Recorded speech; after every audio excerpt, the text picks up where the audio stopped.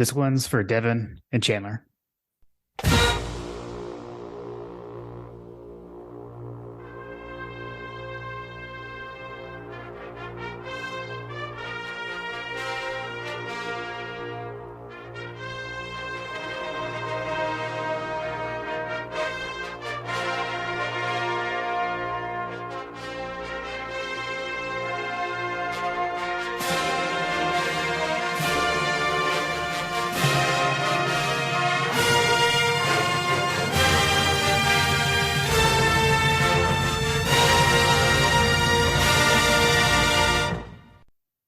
All right, so I know that was a little bit of a different opening than usual, but just wanted to do that for Devin and Chandler and their families and the university and the team, just everyone. I know it's been tough, a little over a week for Dog Nation. John and John, we haven't talked, um, Yes. since either, and.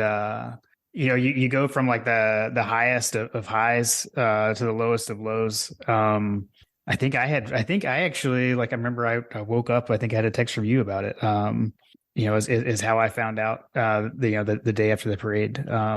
So my heart goes out to the Willock and the LaCroix families. Just I don't know. It's a tough situation. Yeah, seriously, man. It's a somber way to open up the season review, but it's one of those things where just hug your loved ones. You never know what's happening out there in the world, but hearts go out, prayers go out to those families, man. And frankly, there's still some folks struggling with it. Yeah. Yeah. What's her last name? Bowles. Mm-hmm. Yeah. Yeah. Yeah. Tori. She still got she still has some complications. I guess that's as much as I know. Yeah, and I know. I mean, I'm sure it's tough on McClendon, on War McClendon. Being there and saw a pretty cool tribute. Looks like he's going to be wearing number 77 in tribute to Devin in the Senior Bowl, which is pretty cool that he's going to be doing that. So that's got to be tough to process for everyone from going from such a high to hitting a low. And then, I mean, I feel super, super bad for him because, he walked away basically from that, right? Like, yeah. Relatively unscathed. Like it's almost, I mean, it's a miracle based on all the descriptions. So yeah, for sure. Tough week. Yeah, it has been. So I don't know. Definitely just wanted to open with that. And I think like it's one of those things where it's like, I won't say everyone, but I think it's a relatable thing. And I mean, many of us have lost people to car crashes. I know I have. It's something that has affected many of us. So it kind of hits different there. And when Kirby started posting the pictures the next day, and we had the picture of Andrew on Devin Willock's shoulders after the national championship, that one really got to me. Yeah. And you just were seeing so many stories about both of them and their personalities. I know we saw the post about I like just hours before Devin was out to eat and was taking pictures with families and with the young man and everything. So had a lot ahead of him. Just hate it, sad situation. But yeah, heart goes out to everyone. So not the way we wanted to finish. It's so, I don't know. It's just tough. I don't even know what else to say about it. Yeah, it's really tough. Just prayers for the families and prayers for swift resolutions as the investigations and things like that go into place, and where changes need to be made, make the change. Yep, for sure. All right. Well, we're here to do the season review. One of the things, actually, let's see. So we've been a week off, right? We took a week off. We had a holiday long weekend last week. A lot of folks were out of school and work with Martin Luther King holiday last Monday. Oh yeah. I had my wedding anniversary, so we were out. We went out to eat. I think we were out for that last week. And we weren't able to record, so coming back and now I don't know what all you guys have going on. I can't really remember. You got your contract renewed. I like it. Right. Yes, correct. Well said. You get to keep your scholarship spot. That's awesome, man. Dude, in this day and age, like I applaud the anniversaries. I'm not a big birthday guy, but I'm a big anniversary guy. So whenever I hear it's someone's anniversary, I applaud that, because in this day and age, it's hard. Marriage is hard. Yeah. 19 years. 19 years. My man. And let me say, as someone that knows you two personally, that y'all are a match made in heaven. Not to get all sappy. Love it. Thank you. I like that. You had a good example too. Your parents are good examples. Yeah, and it's funny because like our anniversaries are like like 5 days apart, 4 days apart. It's pretty funny. Yeah. So they just had 50. They just hit their 50th anniversary. So happy anniversary to Fripp Dog and Panda, as we call them on the show, Mom and Dad. Yeah, I think I said it's Panda's famous marriage. Yes. TM. Oh man. That's awesome. Big 50. That's even better. Congrats. So for us, Carter traveled to Tennessee over that holiday break. We had his Olympic team played Kentucky, Tennessee. It was Kentucky and Tennessee. They played an older Tennessee team, so they played Tennessee twice. They beat the older. They beat everybody. It was just like football. Right. Nice. The Georgia boys, the 2011 Georgia boys went up to Tennessee and raised hell. I think the combined score was like 29-4 or something like that between the 3 games that he played. And then so that's what we did. And then I took my youngest with me. It was me, Carter, and my youngest, Camden. And then we went to Nashville and hung out and basically did a quick like whirlwind kind of tour stops. We drove through Vandy, which I had actually not done before, although I could be forgiven for it because literally you blink and the campus is by you. Yeah. Carter was unimpressed. I will say that. Carter was completely unimpressed with Vanderbilt, Tennessee in general. He was unimpressed. Gotcha. Yeah. I thought that he would have more interest in seeing Vanderbilt. But That's funny. I think we can quickly mark that off the potential landing spots for him. Nice. The Parthenon was really cool. I was super impressed with the Parthenon in Nashville, which you've never been. You should definitely go to. Polled Dog Twitter, got some Nashville hot chicken, which was something that Carter really wanted to hit. He ended up not liking hot chicken like at all. Oh, really? Okay. Yeah. I mean, it is different. It's not, it's not buffalo. It's not buffalo. It's not fried chicken. It's just hot chicken. I like it, but it was not his favorite. Then we went down to downtown Nashville and hung out for a little bit. So that was a little quasi family getaway. Cool. Nice. Yeah, nice. That sounds fun. I've only been to Nashville for Georgia games. But they were both times I went was in college, and I don't really remember a whole lot. We didn't really do much on campus. There wasn't a whole lot of tailgating. I remember that. I would be curious to see, because you can literally see the stadium from the Parthenon building. So it's pretty close, I feel like, unless I'm just totally off on my geography there. But I feel like it would be a pretty solid tailgate spot, but maybe I'm wrong. Yeah. But yeah, it was okay. I was not impressed. I was expecting it to be a little bit more than it was. Gotcha. It's not an Athens, Georgia gym. I'll tell you. Yeah. Well, yeah, for sure. Well, now it's like, I don't know. Did you come across bachelorette parties? I don't know if you were there on the right dates, because it's like bachelorette party capital of the world or something. I was not. We were there. It was a Sunday. Okay. It was a Sunday afternoon, and it was a little rainy.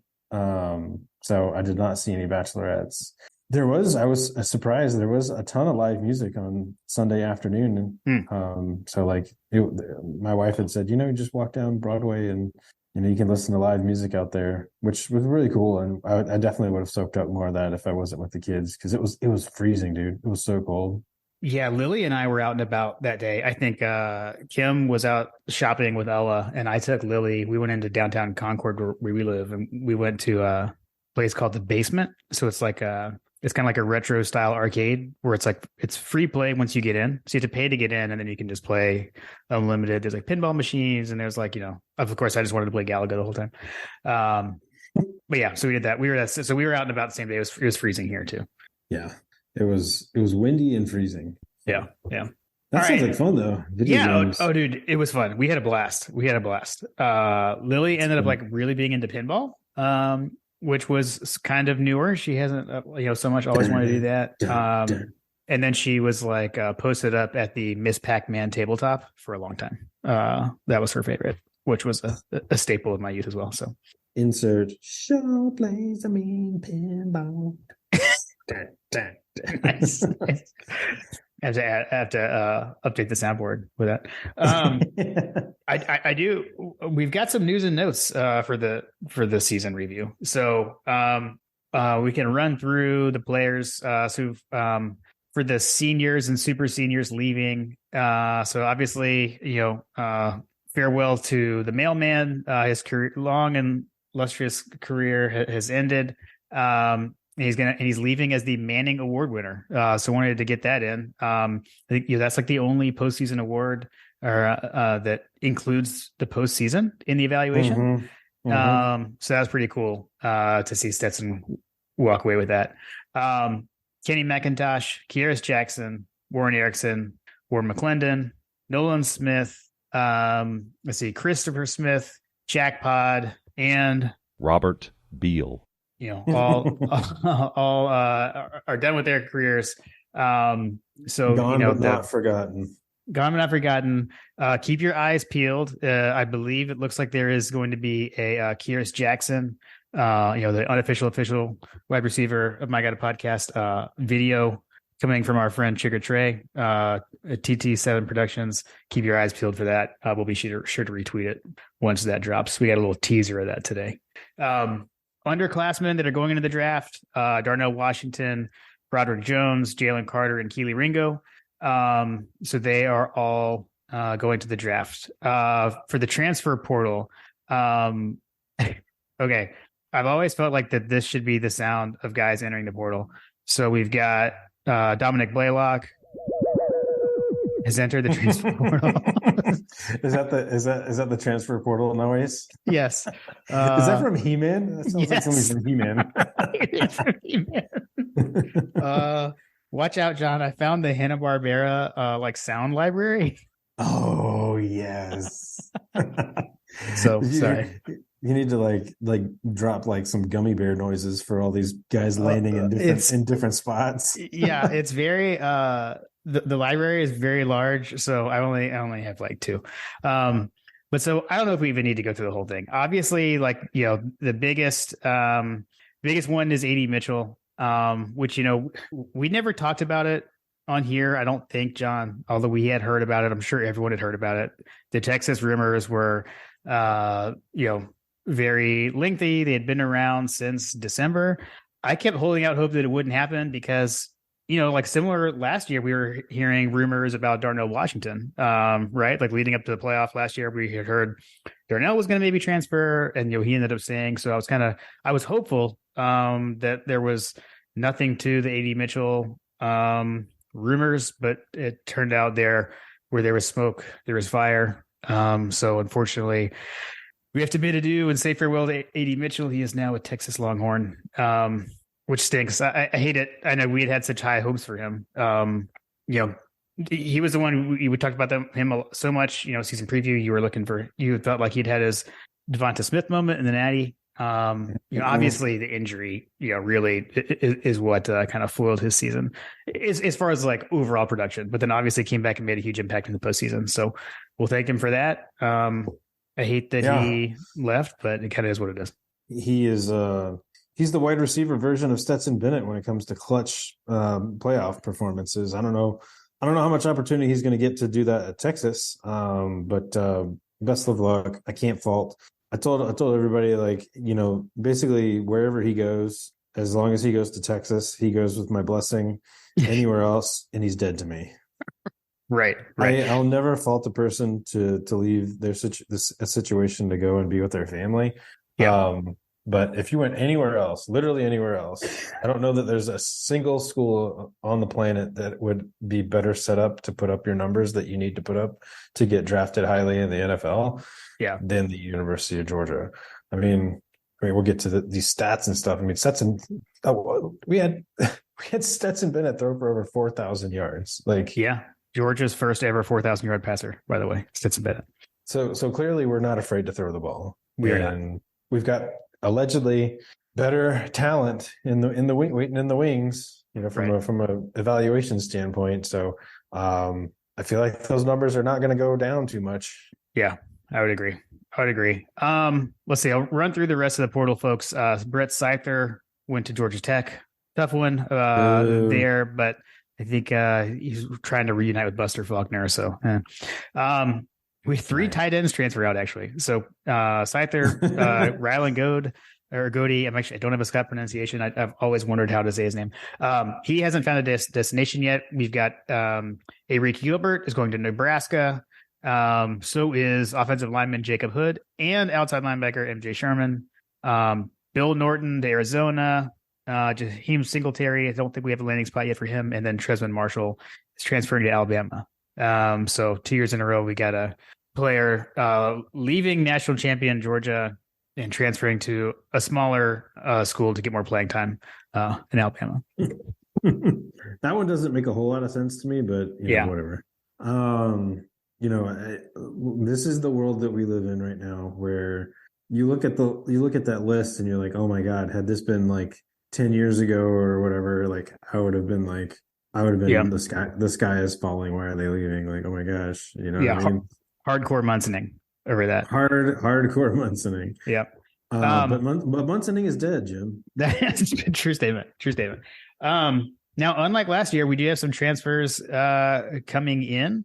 So we already knew about Ra Thomas and Dominic Lovett kind of heading into the playoff because that came up during the early signing period. But now we also have Smoke Bowie. So I would say that's the sound when you transfer in from the portal, by the way, John. Sorry. It's gonna be amazing. I don't know very many places where you can lose a couple of wide receivers that were, big factors, had big moments, but replace them with guys that were literally leaders in the SEC at their position. Yeah. That's a net win for us, in my opinion. Obviously, we had some negative publicity, although with Ra. I think we're kind of in a wait and see. Always want to make sure that we get all the facts before we pass any judgment. So obviously the arrest happened. Everyone knows about that. But let's wait and see, and let that play out before we make any rash judgments on that one. I always want to get the full story before we dive in there. So for sure. And then running it back. So yet again, every year with Kirby Smart, you get these guys that have decided to run it back and come back. So we've got, again, in that receiver room, you've got Ladd McConkey, and McConkey, he got on his donkey and he decided to come back for another year. Of all the soundboard items. Sorry, I couldn't resist. Scott, I'm not sure what that was all about in the national championship game. That's actually from the national championship game. If you haven't heard the hometown broadcast. So Ladd back, Marcus Rosemy-Jack Saint coming back, which I think is huge. And the biggest of all, Cedric Van Pran coming back to anchor the offensive line is a huge, huge development, especially when you're breaking in a new quarterback. So agreed. That's going to be, I mean, when you can have the middle taken care of, obviously that snap transition, they looked pretty good. I mean, Carson Beck looked really good, in the times that we saw. It does nothing but benefit the overall offense to have the cornerstone of the offensive line coming back. Yeah, for sure. All right. Well, that was it for the news and notes. So just so everyone's up to date on the roster and some of the goings on. Got a couple of things. Ladd's also having surgery, right? Oh, that is true. Oh, thank you, John. Yes, that's correct. Cleaning up something with his knee. I imagine he's having arthroscopic surgery or whatever, like where they like fix the MCL or whatever. Yeah.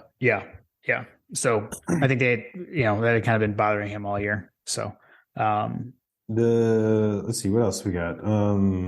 All the transfers, Ladd. Is there anybody else that's undergoing surgery or anything like that? I haven't not that I can think of off the top of my head. I didn't have anything else jotted down there.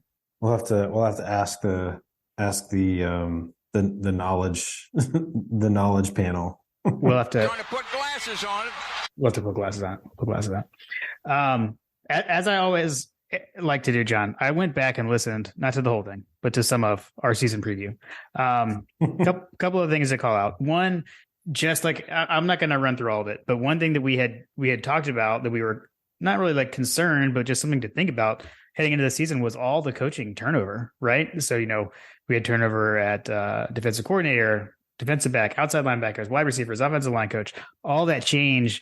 And to be able to weather that, and bring in some new coaches, others being elevated with promotions like with Schumann and Muschamp, just amazing to culminate in a 15-0 season. And the one thing, John, like that you said, the only thing that you were potentially munching over was Stacey Searles. So that was actually brought up in the season preview episode. Your concern for Stacey Searles. So that started early. Which yes, he figured it out. Yes, for sure. We've been over that. I think that they were posed in regards to their offensive line award, the Joe Moore award, the Moorhead award. Yeah. I think, which I believe was a contributing factor to Van Pran coming back. I think he was just he felt disrespected, and so he had to come back and correct that wrong. Stetson even said, on some of the interviews postseason so far, I think he was on. It was actually for the Manning Award, where he said that he had to give it up to his teammates all season long. He had been sacked like 5 or 6 times or something like that, or 9 times. It's crazy, something stupid like that. Yeah. And then Archie Manning was like, "Well, I got you beat. I got sacked like 11 times in one game when he was playing." And Stetson was like, "Wow." Oh, amazing. Speaking of the Manning Award, it's going to be interesting to see, because I was just curious, like, who all has won the Manning Award, because that's allegedly like the best quarterback in the country, right? Yeah, that's the purpose of the award. Yeah, as judged by, and the Mannings all have a vote. I think it's a collection of media, but then also the Mannings have some sort of say in it. Got it. Well, you look at all those guys that have won it. You got Matt Leinart, Vince Young, Jamarcus Russell, Matt Ryan, Tim Tebow, Robert Griffin, Johnny Manziel, Jameis Winston, Marcus Mariota, Deshaun Watson won it twice. Baker Mayfield, Kyler Murray, Joe Burrow, Mac Jones, Bryce Young, and Stetson Bennett. That is pretty elite company. As that projects to the NFL draft, like, I don't see too many 6th round draft picks on that list, sir. Yeah. So and it'll be interesting to see, is he gonna buck that trend of, or that the going theory is that he's going to be like a 5th or 6th round pick, right? Yeah, I'm curious to see if he ends up at the Senior Bowl or not, because it sounds like that's still up in the air. And so I read something about it today. I can't tell if the holdup is on the Senior Bowl side or if he's basically been invited and he's trying to decide if he's going to go. I couldn't get a good read on that, on what is actually going on there. That would be huge, because that, when you're at the Senior Bowl, that's like the number one postseason, game like that, where all teams are represented there. You got a big opportunity to showcase yourself there. So that'll be a big deal if he does end up at the Senior Bowl. So we'll definitely keep an eye on that. do they have to like decide, or like does he get invited? Yeah, they have to invite him and then he has to accept it. And so I don't know like what's going on right now, like whether he hasn't been invited or if he's been invited and hasn't accepted. I'm not sure. I Interesting. couldn't tell. It sounds like there's some sort of conversation going on with them right now. Okay. But I don't know. I guess while we're on Stetson, I had a couple of things to point out on some of his accomplishments over the season. So these first ones I got from John Frierson at GeorgiaDogs.com. So Stetson in the TCU win. So he set a school single season record for passes completed and 310, passes attempted 454, and passing yards 4,127. So those are all single season records at Georgia. His completion percentage this year of 68.28% is the best in program history. And his 4,332 yards of total offense this season are also the most in program history. So he's got the most passing yards and his total offense ever in a single season in program history. Couple of things I picked up on. He actually tied DJ Shockley for the most touchdowns accounted for in a single game with 6 touchdowns in a game. So Shockley did that against Boise State back in 2005. Yeah. I think he had like 5 passing and 1 rushing, and Stetson had 4 passing and 2 rushing. He also accounted for 37 touchdowns this season total. Stetson did. That ties Aaron Murray for second all time in a single season. Murray did that in 2011. Murray is also first from his 2012 season. He accounted for 39. So only 2 touchdowns behind Aaron Murray as far as touchdowns in a single season. And then Aaron's gonna remind him of that. Right. Oh yeah. Yeah. For the rest of time. I do love that Aaron's like a big proponent of like Stetson's the GOAT. I'm sure he'll be happy to still have at least some leverage over the GOAT.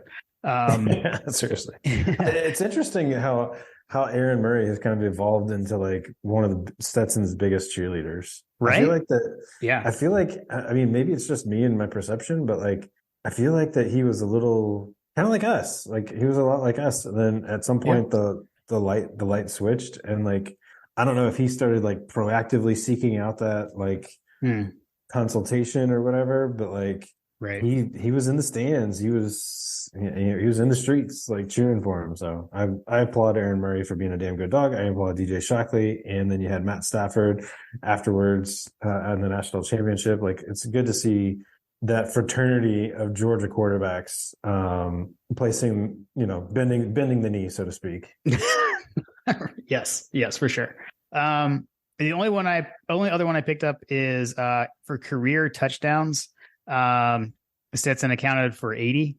So that puts him at third all time, behind Aaron Murray. Again, is first with 137 career touchdowns. Good gracious. He finished 1 touchdown behind Jake Fromm.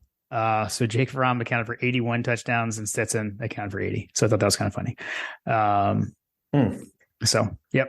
So I don't know. That's only a handful of seasons too for Stetson. Right. Exactly. Yeah. I mean, it's basically roughly like 2 seasons, kind of, maybe two and some change, because he wasn't the full-time starter, in 2020 or 2021. Right. But he got the extra games more there, but still, I mean, not even really a full 3 years.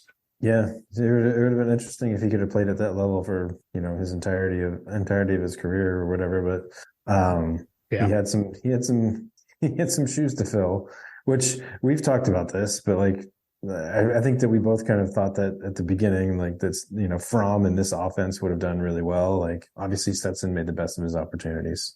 Yeah, for sure. I guess the only other thing I'll call out, we may have already kind of talked about this a little bit, but we did both pick Georgia to go 12-0 in the regular season. I thought that was kind of funny. When I listened back, I was kind of wavering about to say 11-1, and I basically said I was not superstitious, but a little stitious, and I felt like it'd be my fault if we lost again. I did say 12-0. And then you got the closest in the playoff. Your playoff that you went with was Georgia, Alabama, Ohio State, and Michigan. So you only missed 1. I missed 2. I had the infamous Utah pick. They obviously didn't make it. So, I mean, how many people had TCU in the playoff? Yeah, there's no way anyone did. I don't know. Yeah. Maybe Stats Award. Mattress Mac. Mattress Mac. Well played. Well played. I feel like I have now, I don't know. I guess I've kind of now like settled in. Like last time we talked, I kept being like, I still can't believe it. I can't believe it. I guess I can now. And like looking back, I don't know. I guess again, my whole thing is like on the macro level of like back to back. It's just so crazy to me that we were able to do that. But thinking about like maybe I guess we kind of predicted it. So like it was expected, but my entire life I've expected things out of Georgia football, and they didn't come to fruition. So these are I don't know, high times for Georgia fans and the team, obviously, but the times they are good. Yeah. These are the good old days. These are the good old days. I mean, like, what do you? I don't know. I was debating if we want to pivot to the listener questions or just talk anything more just about the season in general. I don't know. Like, I'm kind of curious just around like what does it mean? Like, what does this mean for the Georgia program going forward? Like where we're at and to be here. I don't know. Just any thoughts you have about that?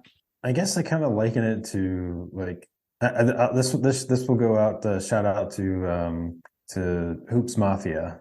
This is kind of like the Taylor Swift breakout. This was kind of like the Taylor Swift breakout song. 2021 was kind of like, Tim McGraw or whatever.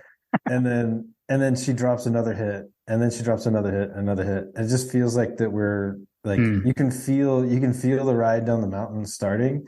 Yeah. And obviously that first year was a big drop in terms of like fun. And then it's been even better. And then now you just have the snowball of it's just the economies of scale, like the compound interest that is the elite level recruiting that Kirby Smart has put forth. Right.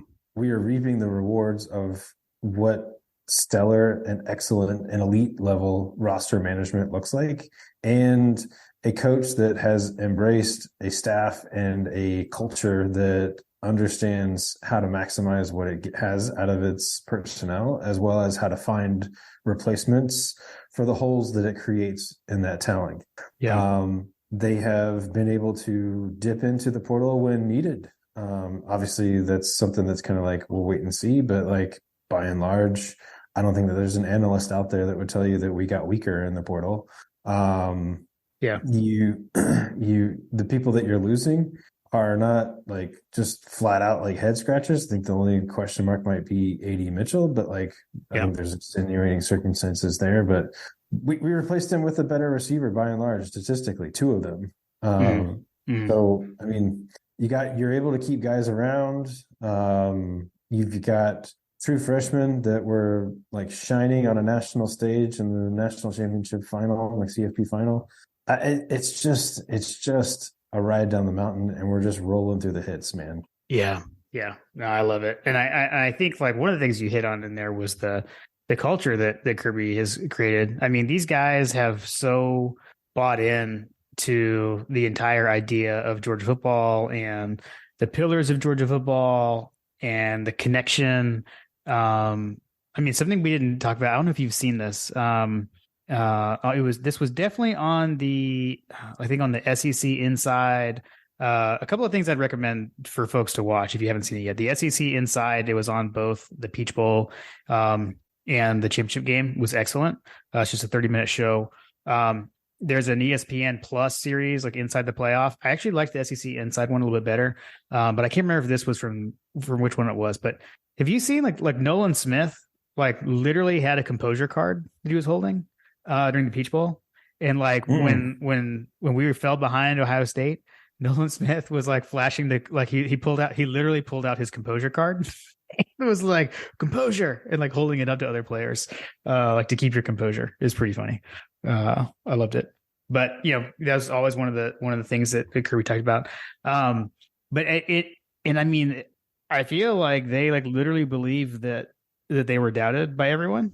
Like, we're hearing all the speeches and, guys saying like, you thought we were going to go 6-6 and things like that.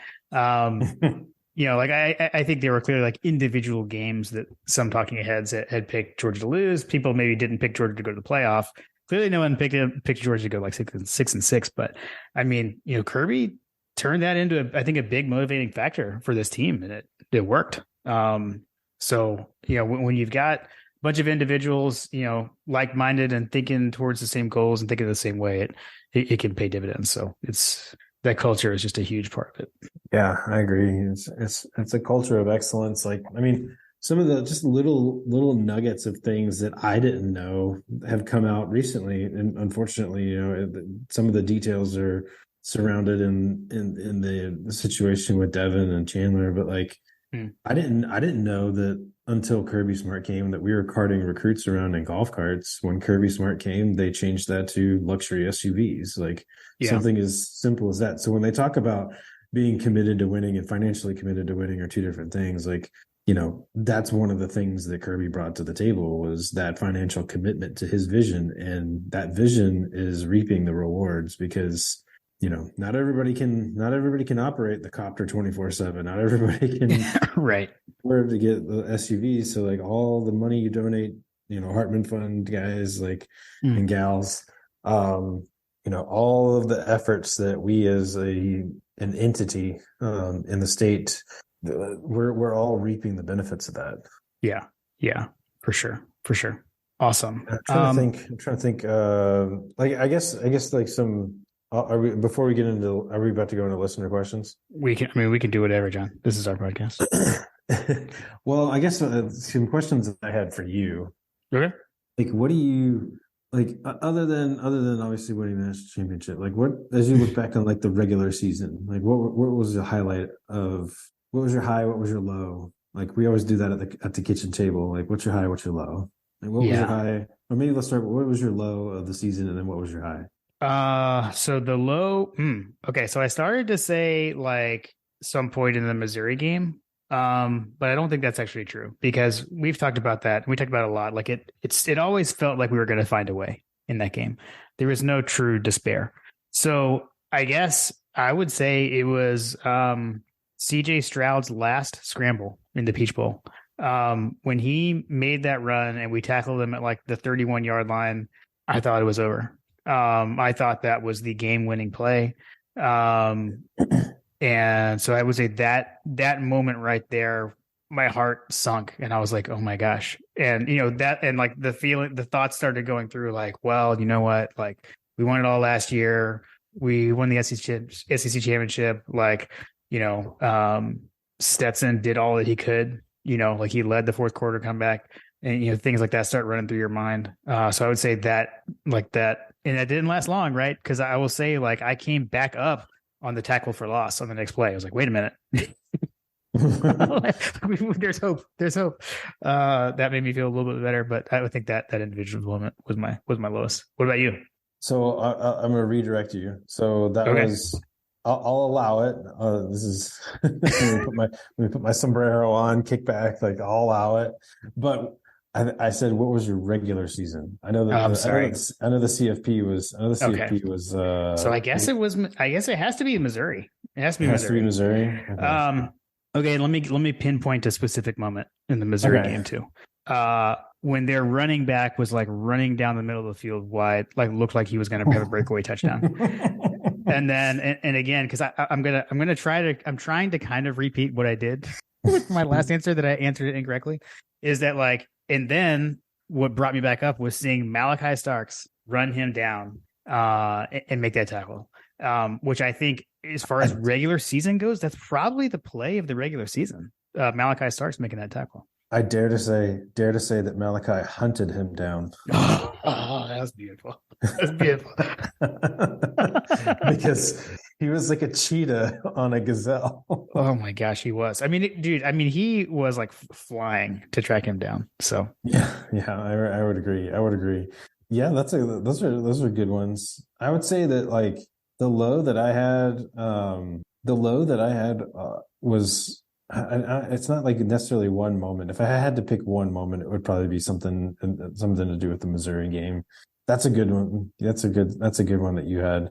If you recall, like in the podcast, like I was always talking to like the statistics were pointing to the Ohio State game that I was afraid to play. Like my low was just watching that number just never change the entirety of the season and just being dreaded. I dreaded playing them. Like I did not want to play Ohio State. Yeah. Like I mean, that was a kind theme of the throughout the lowest. like you mentioned it all throughout the season that was the team that concerned you. Yeah, that was the one thing that I was worried about. I felt like that if there was a team that could beat us, it was Ohio State, and frankly, that played out. Although they had a lot of help from us. Yeah. But it was, yeah, I would say that was kind of the lowest I felt. And if I'm being honest, like I was definitely a little irritated and felt a little like I wouldn't say, I guess, disrespected or whatever when Tennessee overtook number one, when I didn't feel like they deserved it. That was a little low point as well. But yeah, I'm just curious. You mentioned like the play of the season, so like that's a good one. I didn't think about like what my play of the season would have been. Stetson running for like what seemed like an eternity up the middle against Auburn. That's another great one. That's a good one. I think for your other one was so I guess regular season, like what's the high, right? Like the highest point. And I mean, I think it's got to be that Tennessee game for me as far as regular season, especially where they were back, right? I mean, in their mind, they're back. All the Tennessee fans came out of the woodwork that had been in hiding since 1998. And we remembered what they were like for a week. And, and then like it even kind of made it feel better afterwards. The fact that like, the rain came in and we didn't blow them out like we could have. And then they kept being like, oh, well, it's just the rain. Like it kind of that actually made it a little bit sweeter. But like, the Stetson touchdown in that game, the rushing touchdown, let McConkey wide open, the stadium just getting incredibly loud. So I'd go Tennessee. And also, shout out Will Kaplan. We had Raising Cane's that day. So That's true. I would say that entire like day was the high for me. Like got to didn't go into the game, but obviously we were there. Like the memory that I have of Carter and his buddies just berating Tennessee fans after the game was also pretty sweet. Yes. Oh man. Yeah, that was the high. And then obviously game day, and it was kind of like a culmination of like all of the things that you enjoyed about Georgia football. Like we got to have the great tailgating, got to have the atmosphere of ESPN, got to have the atmosphere of a top 10 matchup, and we spanked them. Got to have my kid there, like, and my neighbor came with this, and it was fun. Yeah, you were there. I feel like I'm going to try to save a little face and say, John, obviously the high point was when we got to go to the game together with our wives. That was obviously the high point. That was the best moment of my life. Jim, don't sound too sarcastic. We did have a great day that day. Blink twice if you need help. Yeah. Good times. That was fun. Lou trying to pull up on that Tech fan was also pretty funny. Too good. Let's see some other things. We did high low. We talked about the plays of the season. How about a surprise of the season? There's a listener question I think about like surprise player. All right. So that's surprise player. Was there a surprise in general that like maybe is outside of the player side of things? Like, yeah, I would say like I think I guess another surprise. It could be. It doesn't have to be Georgia related. It could be another team. Like, well, I mean, the craziest thing I saw all season was the TCU when they ran the whole offense off the field and the special teams on the field for the buzzer beater field goal to beat Baylor. I mean, that was the craziest thing I saw all season that I can think of. Next to the Brock Bowers touchdown against Florida, maybe. So, I mean, that's that. I was going to say just like in general, just like on the schedule, I think like one of the things I want to stop doing is like looking at the schedule ahead of season and being like disappointed in certain things. Cause it's like back-to-back years, right? It's like, oh, the home schedule, this is bad. And it's like, last year it was like Arkansas came out of nowhere and was a huge home game. And then in Kentucky too. And then like this year, Tennessee, like we definitely didn't think game day was going to be in town for Georgia, Tennessee this year. So as we look at next year's home schedule, which again doesn't look, great. Let's see what happens. Let's let the season play out and we'll see what happens there. So I agree. Surprise. I tell you what, I'm a big surprise that I've had is like how inept the University of Florida is. Sorry, Jim. How inept the University of Florida yeah. is. Yes, many L's. I mean, what I expected a little bit more of a fight from them this season, but Yeah, that's fair. yeah, it was a good season. Agreed. All right, why don't we go through the list of questions? There's some pretty good ones in here that get to some kind of macro or I don't know, some specific season stuff. And we'll go from there. And then if there's anything else we feel like we left out, we can hit those. Let's do it. All right. Let's see. First up, Scotty Brown. Stetson was obviously the offensive MVP. Was there a better unsung hero than Marcus Rosemy-Jacksaint? He was a constant presence in the wide receiver room and made crucial catches in big spots. Seems like he never gets love. Love the pod. Go Dogs. So what do you think about that? I don't know. I mean, I think that he had great moments. I think you could also make an argument for Kearis Jackson. You know, he had some pretty big plays as well. Yeah. Some clutch moments. I think who was it that came in for Tate Ratledge when he was hurt? Was it Truss? Was it Truss? Well, no, Truss was there. I mean, it would have been Willock, right? Yeah. And yeah, I mean, Devin, I'll say this while we're on that note. Again, I mentioned, watching a couple of things to watch. If you go back and watch that SEC Inside, Devin was in on all those huge plays at the end of the Peach Bowl. He was in at guard on the long touchdown to Darian Smith. He was in on the 2-point conversion. He was in on the touchdown pass to A.D. Mitchell. So yeah, I mean, because I know he had 2 starts this season, and I'm trying to think if there would have been anyone else playing in there back then, because we did do a bunch of moving around. But I think it would have been Devin. And I was just gonna say with Rosemy, he was one of the guys that like kind of preseason that I was looking for as far as like a feel good story, right? Like, I mean, he had the devastating ankle injury, in the Florida game in the COVID year. Trey had done like a nice like off-season video for Marcus on like, his kind of comeback and working out and everything. So he was the guy, another guy that unfortunately is in the portal. Don Blaylock, actually, again, like if you watch some kind of season highlight type stuff, he had like some big catches and some pretty big moments. Specifically, we talked about the Missouri game. Blaylock had a really big catch in traffic against Missouri. And had a really big catch against Ohio State as well. So, but I think Rosemy is a good one there, an unsung hero. I think my vote still stands with Devin probably. Yeah. I don't think that we got to appreciate him as much as we probably could have. Obviously for unfortunate reasons, and then I think Darnell was also another kind of unsung hero. Like, as much as like you may say that and you're like, nah, everybody respected that, but like he didn't put up the stats that Brock did. He didn't have end arounds like Brock did and all that kind of stuff. Like, he had some good catches. I think if we're all being honest, like he probably had a little bit of a disappointing season from a stats standpoint. Mm-hmm. So like, but as a extension of the offensive line and as a run blocker, he was huge. Yeah, for sure. It's a good one. Anyway. All right.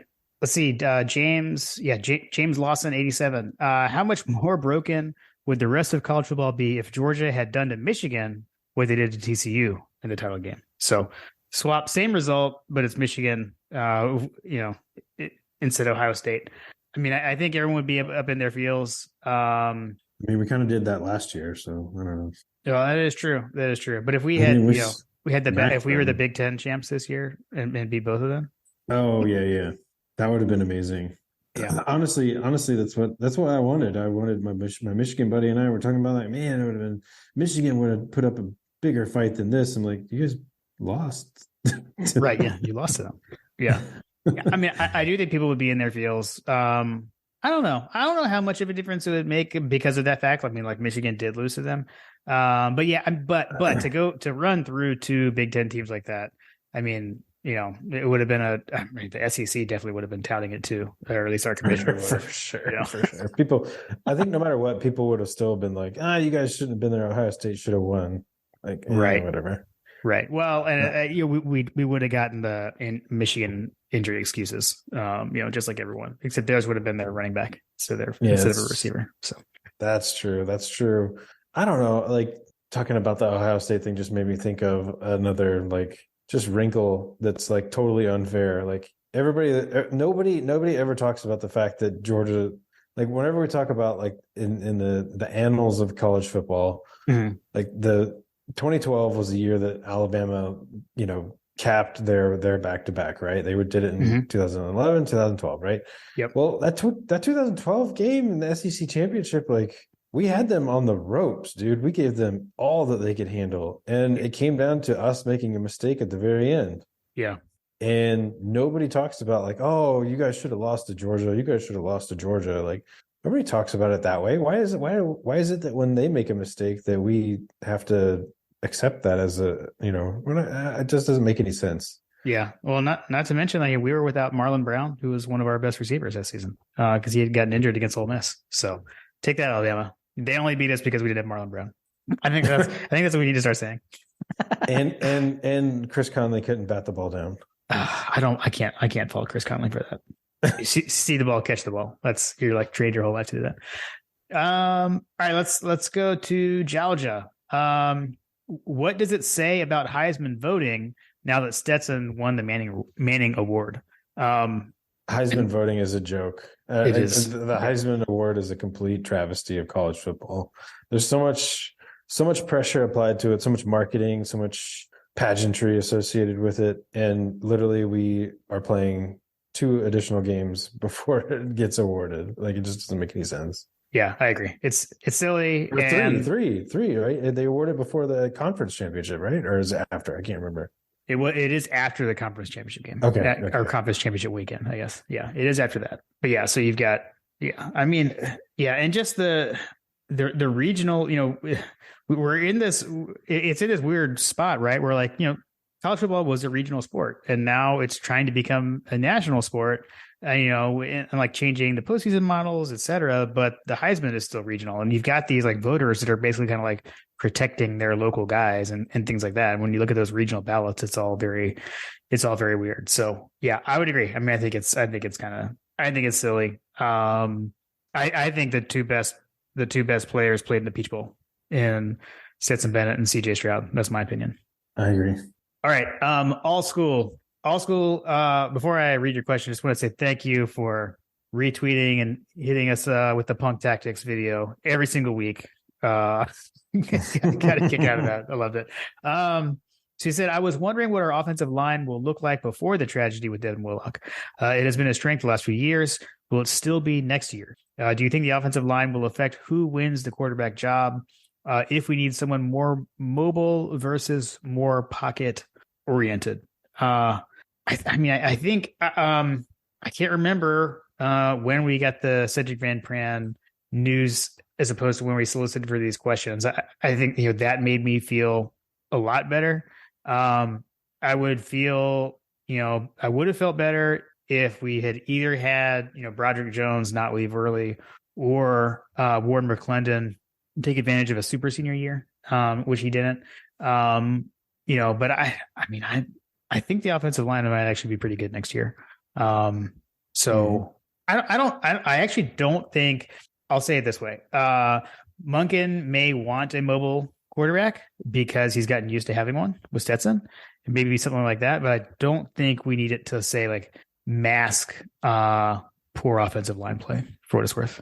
Yeah, I'm not super concerned about the offensive line, but I will await the rosters as they come out, because let me shoot him. Like there could be guys that transfer in and out like between now and spring practice. But as it stands right now, I'm not super concerned about the offensive line. No, you're right. There is another transfer window when guys can go into the portal after G-Day, just for what it's worth. All right, let's go to Dwight. Dwight, you should definitely go and support Bulldogs battling breast cancer. It's our buddy Dwight. Do you think therapy may be needed for Brett Thorson going to 2023? He may need some positive image building after the emotional scars left by Stetson. He needs to know his worth and that Dog Nation loves him. Hashtag hug a punter today. So I think Dwight was riffing off of the incredible video that Thorson tweeted out, where he basically put his face and Stetson's face over a video from Talladega Nights, I believe. Where he was wanting to slingshot. He was wanting yes, Ricky Bobby to slingshot him. He's like, but if I do that, then I don't win. How am I going to win? Yeah, I do. I love Thorson's attitude like all year with the Stetson Bennett, not like Australians, all that kind of stuff. And then I'll say this: he shouldn't need it after the 75-yard punt that he had against Tennessee, flipped the field and led to I guess what should have been a safety, but referees didn't call it one, and then led to Ladd McConkey touchdown. So I'm going to say no. But if he does need any therapy, My God, a Podcast is here for you, Brett. Let's talk you through anything. The officially unofficial punter of My God, a Podcast. Absolutely. All right, Lula 34, and then we also got a similar question from Trent Thacker. Who is taking Kiera's place next season? For the podcast, not on the field. Are there any front runners yet for y'all? And Trent had actually sent in a suggestion for official wide receiver of My God, a Podcast. Now that Kearis is moving on to the NFL, Trent had actually recommended Marcus Rosemy-Jacksaint, who we talked about earlier. Let me see here. He had said, ever since his gruesome injury in the Florida game a few years back, I found myself rooting for him. Similar to Kearis, it felt like he's always under the radar, but has big play potential. His touchdown catch where he went up high under the crossbar against Tennessee this season was awesome. Also feels like he's been on the team for 17 years now. So I feel like he's been there forever. I think Trent makes a good case. I don't know, is Ladd too big? Because one of the things we haven't talked about a lot is the fact that the law firm has closed its doors. With Stetson moving on, the law firm is no longer, and so does Ladd need to be the unofficial official because he's not part of the law firm anymore because Bennett's gone. Ladd may be too big time. Ladd, I think, is too obvious. Although at the time, Kearis was obvious. So that's true. when we did that, that's true. I don't know. I guess it depends on who the starter becomes, right? Like I could see a couple of law firm. There's a couple of law firm combinations there. Well, man. So are you saying we need to pull for Brock Vandegrift so we can have Vandegrift and McConkey and associates? I mean, Stockton is another good one too. Stockton and McConkey, yeah. Yeah. Unfortunately, Carson Beck just doesn't have a great law firm name. Sorry, Carson. It's not a good. Although if you reverse it, McConkey and Beck, I can maybe see it. I'll say this: if he had not gone into the portal, I think Blaylock would have been a leader there for me. Although he's in the portal, he has not yet emerged from the portal, so you never know. Where's the noise? Where's the noise? Maybe he can emerge. Okay. So he's in the portal, but we have not yet heard him emerge. So as of right now, he's kind of in there. He's hanging out. We'll see if he reemerges at Georgia. Oh, that'd be pretty amazing. Pulls a Robert Beal, goes, or Amarius Mims goes into the portal and comes back out at Georgia. I'd be all for that. So I think what I'm hearing is we need to table until we know the finalized roster because college football is crazy. I think. Yes. Okay. I mean, yeah. I don't know. I mean, it's hard for me to not look at the incoming guys and not root for the rah Tom. It's like yeah. But Marcus, Rosemy-Jacksaint, like that's Okay, we could say he's the leading. He's the leading candidate. He's leading right now. He's leading. But we reserve the right to establish an unofficial receiver in the fall. In the fall. Yes. Amazing. All right. Brett Building. Brett back-to-back Building, as he's now known on Twitter. What is your favorite GIF from this season? This is a tough one. It was such a good question. Such a good question. I mean, I think for me, my favorite gift was Stetson with a cigar in his mouth, pointing at a championship belt. Which I don't know. What was the belt from? Like, what was that belt? Is it just like a belt that they had, or like, does it have a meaning? Like, what was the belt for? Oh yeah, we need the inside sources story on that. I actually don't know. Yeah, like who made that? Where did he get it from? I'm not sure. Or was it Pastor Troy? Doesn't Pastor Troy have like a? I mean, Pastor Troy is known for walking around belts. I don't know. If he gave it to him, that'd be amazing. Yeah, that would have been amazing. I don't know. We're gonna put some glasses on. We'll put glasses on it. There were some really good ones like right at the beginning of the season. You had the Stetson winking. That's a classic. You had Andrew Smart waving at the camera and then running away, like waggling his tongue everywhere. In the Oregon postgame interview, that was a good one. We had Kirby followed up FTMF with FDMF, the first down in the South Carolina on the turnover. That was a good one as well. He also had the reeling it in gif. Yeah. That was Tennessee, right? I think that was Tennessee. I can't remember what that was from, but it was funny. Yeah.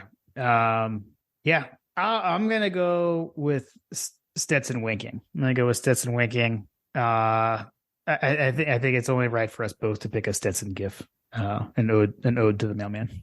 An ode to the mailman. Yes, I made some fun ones. Like the gift that I made that's like totally unrelated to the games or whatever was like when the CFP, like when Tennessee got locked out of the college football playoff final, and I made the gif of The Godfather, where they close the door to the wife. She's out there outside looking in, right? And everybody's kissing the ring. So I made that one. I posted that on this thread. That was a fun one. I laughed out loud. Sometimes I just have ideas. Sometimes I just have ideas for like ways that I can just drop gifs in there outside of just the game, right? The ridiculous game stuff. Right. Notice I did not put the Peloton Dennis Morton Stetson Bennett mashup. I didn't even put the My God a Podcast logo on that one because that was like just a joke for me and Logan. That was pretty funny though. I thought I appreciated it. Okay. I wasn't sure. I did also enjoy making the GIF of Kirby jumping and conjoined with the video of Dooley jumping. Yep. That was pretty fun. What was another one? Oh, finger guns. Lads finger guns was fun. That was a good one. And that's one of their little inside baseball. That's one where you actually like texted me how much time was on the clock in the game when that happened to get a good screen rip of it. I texted you a bunch of those. I haven't seen them. They're in progress. They're actually, again, new computer. I guess I haven't said that on the podcast. I got a new computer after the season. I was actually this is how weird I am. I've needed a new computer for a while. John, you know this, as my computer like literally crashed one time while we were recording my old one. And I was like, I didn't want to throw off the mojo in the middle of the season. So I waited. It would have been your fault. It would have been my fault. I'm weird. So too funny. I'll get them out. I actually have the video on my computer for those. I just need to convert them, I guess. Another fun one that I had making was I made a law firm GIF, the McConkey and Bennett one. Oh, that's right.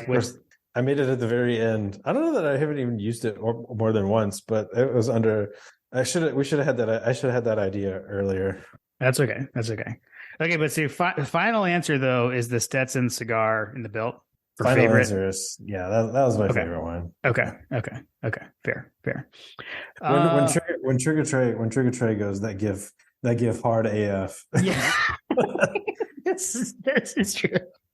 Although speaking of Trigger Trey, one of my favorite gifts that we used all season long was the White Men Are Dangerous with Trigger Trey's logo. Oh my gosh. Yes. Which I don't know. In case anyone doesn't follow Trey, there's a scene. What is it? It's Pocahontas, right? So I think it's Pocahontas. Yeah. There's a scene in Pocahontas where like the chief comes out and announces these white men are dangerous, and Trey posts that video, and then like tags like Stetson and Brock and McConkey. he posts pictures of their ESPN like player card or whatever. Yeah. But it's in his defense, like his video is way more funny because like you get the full effect. These white men are dangerous, and then he enunciates, "No one is to go near them." Yes. Oh man, yeah, it was so good. The first time he like texted that to us, I was like I couldn't handle it. So funny, so funny. All right. Okay, this one was tough, and I did some looking up on it. So Fletcher Proctor. I've heard Gunnar Stockton compared to Connor Shaw, which would be a great player on Georgia. Who would you draw a comparison for Brock Vandagriff or Carson Beck? I was struggling on this. So I found some other folks who had comparisons for them, unless you've got anything, John, for someone you'd compare to. But I did a little bit of research on this. I'll let you answer then because I was not a good researcher on this question. Okay, so I actually found like on the 24/7 Sports Composite, they have like, you know, where they've got all the star ratings and everything. They actually have like a write up on everybody in a comparison. So for Brock, they had Jarrett Stidham, which I thought was interesting. You know, he's a little bit of a bigger guy. He can run and throw. So I feel like that was an okay one. The next one, I'm not sure how big on this one I am, is so for Beck, they had again, I need a pronunciation guide. Deshaun Kaiser, former Notre Dame quarterback. That hit for Beck. I feel like there's got to be a better comparison than Kaiser for Beck. You know, I was trying to figure, like, I mean, Fletcher gave Shaw in a non-Georgia quarterback. I was trying to like make a Georgia quarterback comparison to these guys, and actually couldn't come up with a good one. You know, I mean, because like, I mean, Brock, huge arm, cannon. He can run. We've seen him run as well. He can move around in the pocket. But I don't know. I feel like usually for Georgia, when we've had like big, tall guys, I think of like, you know, like an Eason, right? Who didn't move, you know, like Eason didn't run a lot. So I couldn't think of a good Georgia comparison really for either of them. I mean, Beck, you know, I feel like maybe, I mean, you know, Eason isn't terrible for Beck. I mean, he doesn't have quite the cannon of Eason, and he's not as tall. But he is a guy that's, I think, is a little bit more pocket. I would say he can run better. I think he's a better runner than Eason. Beck is, from what I've seen at least. We've had him run some zone reads.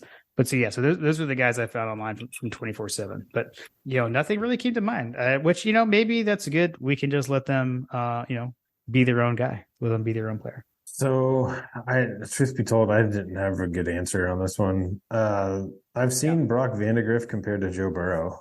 I like that. I mean, I'd be good if him to show like that.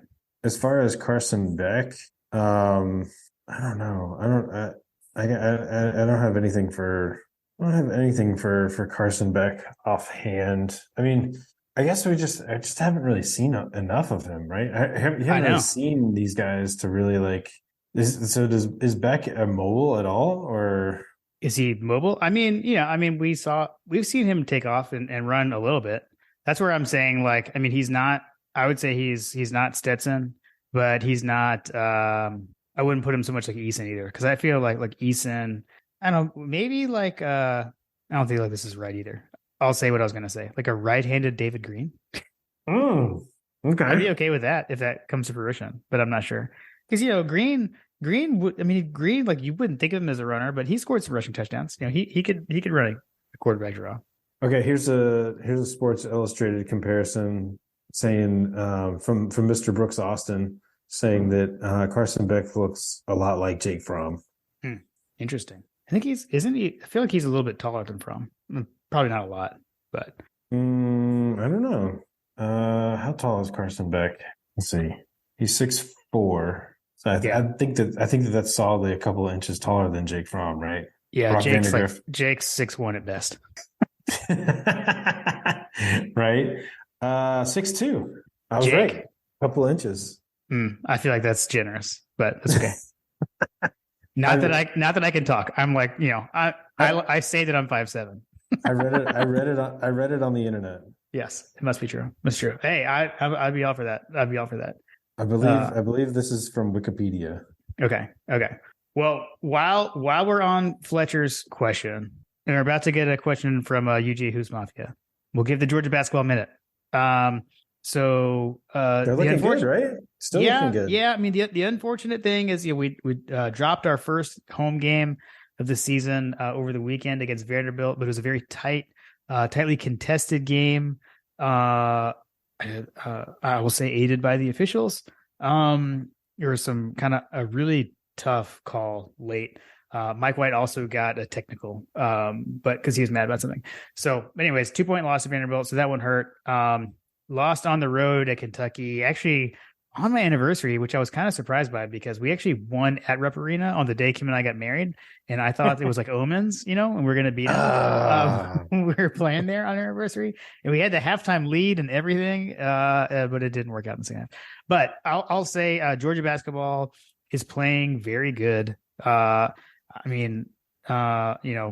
don't know, Fletcher, if you want to hear this, but I'll say they've exceeded my expectations in year one under Mike White, and they're fun to watch. Like early in the season, I think the first time I watched them it was kind of hard to watch. They were still like meshing, a lot of transfers, a lot of new faces. I think they were still learning how to play together, but now, they are a cohesive unit, which is more than can be said about the Tom Green coached teams. So, I've got to figure out. I want to make it to a game. I was texting with Matt Moore recently, trying to figure that out if we could go to a game this season. So JP, I'll let you know if we end up making that happen, and may make a trek to Athens for a basketball game this season. Well, need to make that sooner than later because things are only going to get crazier from here for after January 30th. Full blown soccer season starts back up. Fair enough. All right, let's see. UGA Hoops Mafia was the game at USC Junior. He said was the game at USC Junior the best stadium emptying in Georgia history. Even in 2017 at Tennessee, the 1998 fans didn't start leaving in the second quarter like USC Junior fans did. It may have been. I mean, it emptied out in a hurry.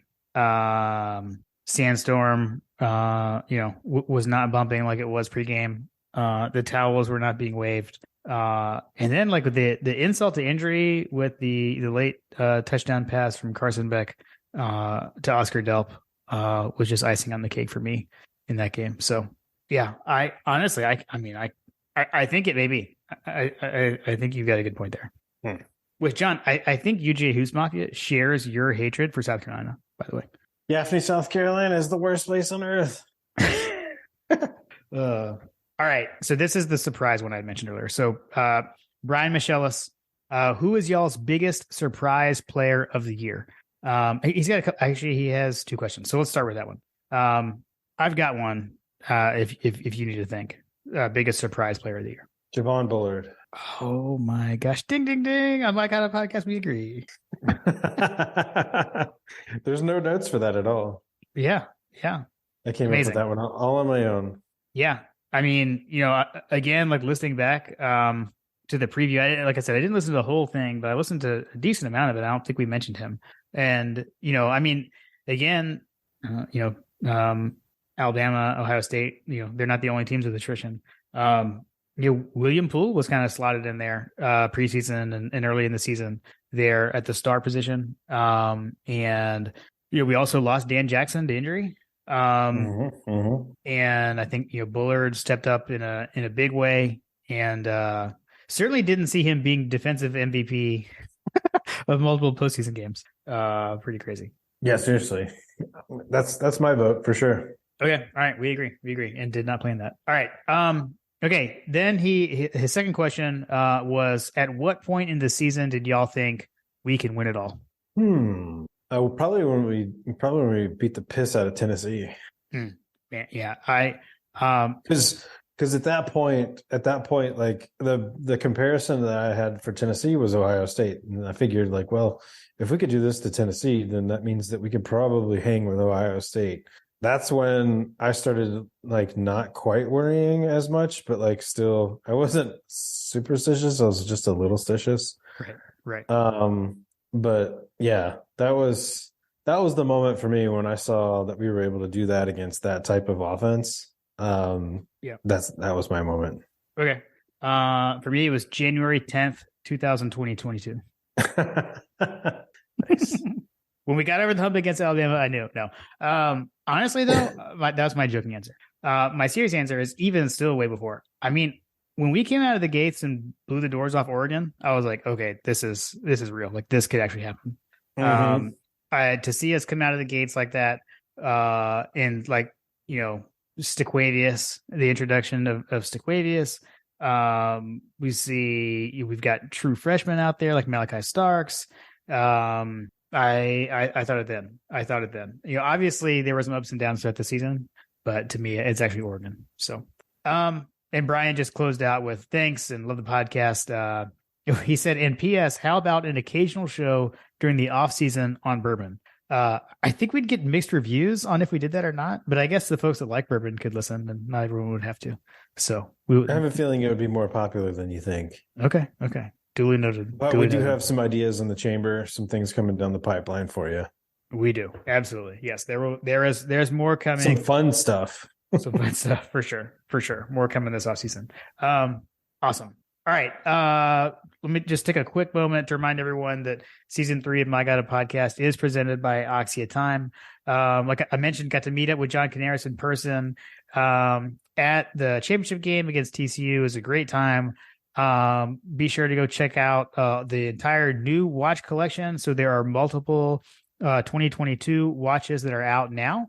And if you order before the end of the month, you get 10% off. You don't even have to enter a code or anything. So just head out there to oxiatime.com. That's AXIATIME.com. Like I said, no code needed, 10% off if you pre-order any of the watches for 2022 championship season by January 31st. And then, as we mentioned before, you can always head over to the collegefootballplayoff.com if you want to check out the blackout watch. So that one is exclusively sold through the College Football Playoff.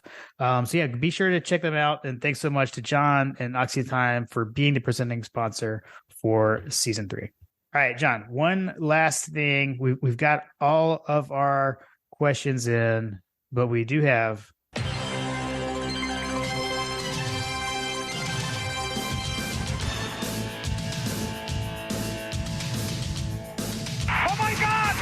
put glasses on. The final results are in. I tallied and reviewed with Coach Trillbill to make sure he was cool with it. The season predictions. So no new coaches over-unders or anything but just wanted to give the final results.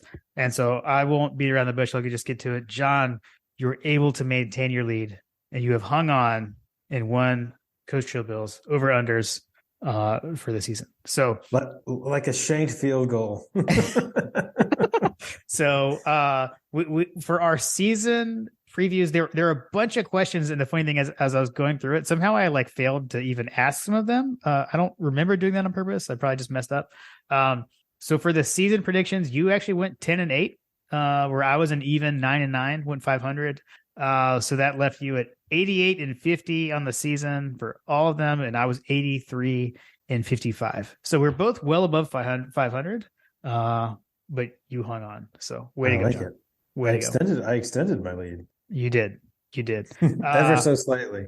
I'll say some of his lines were actually pretty spot on. Let's see. Okay, you know what? There's several that are really good, but there's one that I have to call out in the miscellaneous category. Coach set the over under of game day regular season appearances at 1. So he did not do a half. He did an actual 1, and you pushed on 1 and you got it right. Yes. So yes. I took the over and that was incorrect. So I think that was my favorite one for all of them. That was incredible. But I will say, okay, so this one was good. For points per game on the defense, his over under was 15.5. We both said over that Georgia was going to allow more than 15.5. Georgia only allowed 14.26 points per game on defense, which is pretty crazy. But a heck of a line set there by Coach. So shout out there, Coach. Crazy. Another kind of fun line was the defensive touchdowns. Yeah. Zero. Is that right? Is that right? I mean, we had special teams. But yeah, I went through the statistics. I didn't see any defensive touchdowns by Georgia this season. Pretty crazy. Whereas last year we had like all the pick sixes. We didn't have a single pick six all season. Not if. And so what I did for that, I went to the individual defensive statistics, and yeah, no one had a touchdown. Crazy. It is crazy. Fair enough. Yeah. So yeah, thanks to Coach. For tracking them for us all season. Been a blast. Added a new element to the show. I think this year we did them last year, but it was with no consequence. And having, not that it was for, it was for pride. It was for. Do I get a coach's like trophy now? Like do I have like a coachy? Yeah. I don't know, Coach, what does John win? What does John win? We didn't discuss anything. We'll have to figure that out. I'm like imagining like the character that he's created, like a Bill Belichick like statue with the backward hat, 3D printed. Oh, love it. That's funny. It. Awesome. What a season, dude. I love, and we're an audio medium, but John has the last two Natty logos is his background that I've been getting to look at those the entire recording. It's pretty cool. Ooh, that was fun. The designer of those logos surfaced this week as well. Although I guess he's always been there, but like I don't know how I found. Oh, it was Hunter. Hunter retweeted it or something. I don't know how Hunter found it. Leave it to Hunter to find the designers. Right. Yeah. So now the old logos have shown up, right? Yeah, dude. Like we need to get some old logos in here. I need to get all 4 logos on my background next year. That was it 40? Is it 42, right? Is it 42 or is it 46? Because I get them backwards. The reason I get them backwards is because one of them is one that a lot of people argue that we should claim. Yeah, it was 42. Sorry, it's 42. You're right. That logo that he did for that one is just chef's kiss. Like, yeah, because that was the Rose Bowl. Yeah, that's right. Yeah, he's got the trophy with the roses in it and the OG Block G. Yeah. Like that is just perfect. They need to make more merchandise with that one on it. I think that would sell good amongst the uniform Twitter. Yeah, I agree. It was funny when like that graphic came out and showed up with like the 4 logos next to each other. I was like, and a lot of people asked like, where did the 1980 and 1942 logo come from? Like people were like, were those always around and we just didn't know them? But we found out from what we were talking about that it was that those were confirmed designed recently. Yeah, they're re-envisioned or reimagined. Because back then you didn't make things. They were like, nobody has time for that. We're in the middle of a war or whatever. True, for sure. All right, I was. Did I not write it down? Okay, I wanted to give credit. It's Chad Moorhead. Is who designed? Moorhead. Yep. Yeah, Chad. So Chad went out and he is the designer of all 4 of the national championship logos. So super cool. I will say, since you mentioned it, like I know personally, I actually haven't bought any Natty merch yet. Have you? I have. I am currently waiting on. That's right, Jason. If your daughter can help me get my order, I'm waiting on my onward reserve. Who's also a sponsor of Bobby now, apparently. Right. Yes. Not a sponsor of My God a Podcast, although I guess we should talk to her to change that up. Too funny. Yeah, I've bought enough on reserve the last couple of months that maybe it's warranted. Yeah, like last year, I got all the on-field stuff. I think I'm gonna get the hat. I'm gonna get the locker room hat or whatever. But the T-shirt, I just can't. I can't stomach the T-shirt. I don't know what game recognized fame exactly what was going on with that. But the font, the design. I guess it was kind of like old Western Hollywood, like old Western movies or something. Mm-hmm. Like I get that, but I don't know. It just seemed it's kind of weird. So it was definitely ill-advised. Yeah. So, which is I'll- probably why you're able to get half off of the hats, because nobody's buying the shirts, nobody's buying the hats. Like, Yeah. apparently, yeah, because the hats are not that fantastic either. So that's why, like, when I don't know, I'm just like, can I get high res? Can I get high res images of these things and just make my own stuff? Because like literally nobody's making it. right. Well, I'm wearing my homemade Kirby sweatshirt as we're recording tonight. So, I've seen a lot of folks buying bootleg Stetson Bennett sweatshirts too. oh my gosh. Okay, yeah, dude, the bots are like super annoying about that, by the way. Like they get in like any Kirby tweet, any Georgia football tweet, the bots are in the replies, trying to sell them dogs as hell. That was a heck of a sweatshirt that Stetson was wearing. And I guess we're far enough removed and no one even mentioned it about like, Stetson post parade. I think I was kind of glad that no one asked that. I will say, go read his comments on in accepting the Manning Award.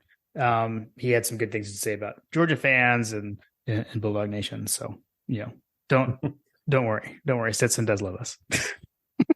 I mean, if you think that he didn't, like, I don't know what to tell you, but like, the guy was processing a lot at that moment in time. Not to mention he was processing a lot of alcohol. I think so. As Stetson is wont to do. Right. Did he have a bottle of Pappy? Do we know? We didn't see any pictures. So I read somewhere that whoever, like, the family friend that got him the bottle last year, like got the bottle this year. Yeah. I haven't seen any photos of it though. So okay, maybe it's more behind closed doors type thing. This go around. Perhaps. Maybe it's just a stadium layout situation. I don't know. SoFi was apparently laid out in such a complicated manner that you couldn't even make it down to the stadium. So I'm sure that they couldn't even find him. Like, I'm sure they got lost. Fair enough. Makes sense. All right, man. You got anything else? Man, what a season! Thanks for riding in the wave with us, everyone. Thanks for riding the train off the rails as we tend to do. But it was worth the ride. Absolutely. And I guess we'll just add, we tease it, but definitely stay tuned. We've got some ideas and some things to do, during this off season. So be on the lookout for more, content from us during the off season. We'll definitely do some victory lap type stuff like we did last year, but we've got a couple other ideas that we think would be fun as well. Absolutely. Well, dude, 15-0, first ever. With this team, this team made history. First ever back-to-back college football playoff national champions. Longest. We're in the midst of the tied for the longest winning streak in the history of Georgia football. These are the good old days. We passed Tennessee on the all-time wins. Yep. Man, are you sure? Like, Alabama did this first, Jim. Alabama did this. We copied them for everything, right? We copied Alabama. Like, I don't know if you're aware of this or not, but like somewhere in the annals of time, Alabama went 15-0, and they did it first. Jim. Hey, no one has won 3 in a row in the modern era. And shout out Logan Booker. I heard on 960 earlier this week. I think Minnesota claims it to have done 3 in a row, but it was in like the 20s. And like the third one they claimed was like the first ever AP poll. So we're talking a long time ago. So let's keep this thing going and let's make some more history. I'm having to dust off that statistic, man. That's ridiculous. Gonna go all the way back to the 20s.